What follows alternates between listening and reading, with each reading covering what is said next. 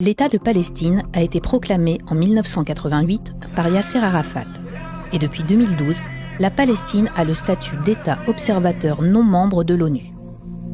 Au 1er juin 2025, plus de 75% des États membres des Nations Unies reconnaissent l'État de Palestine, soit 148 États sur 193, auxquels s'ajoute le Vatican.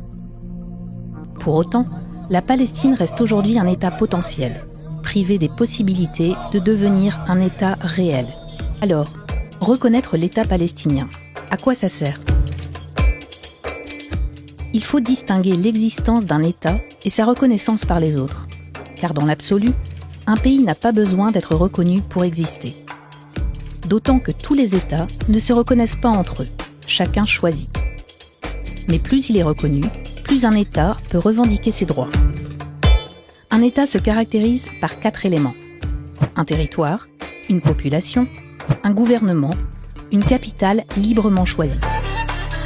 Or, en ce qui concerne la Palestine, ces 4 éléments principaux sont déconstruits par Israël depuis plus de 75 ans. L'objectif d'Israël depuis sa création est de rendre impossible un État palestinien, affirme Monique Chemillé-Gendreau, spécialiste du droit international. Lorsque l'État d'Israël est créé en 1948, il demande aussitôt son admission à l'ONU. Le Conseil de sécurité la rejette d'abord, avant de l'accepter, après qu'Israël a donné l'assurance de respecter les résolutions des Nations Unies et sa charte. La résolution 181 de l'ONU de 1947 prévoit ainsi un État juif aux côtés d'un État arabe. Mais Israël n'a jamais respecté une seule résolution de l'ONU, ni le droit international. La solution dite à 2 États n'a ainsi jamais vu le jour.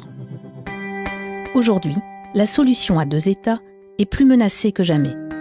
Menacée par la destruction totale de la bande de Gaza, par les plus de 55 000 Palestiniens tués, par l'expansion galopante de la colonisation illégale en Cisjordanie et à Jérusalem, et aussi par le refus israélien du droit au retour.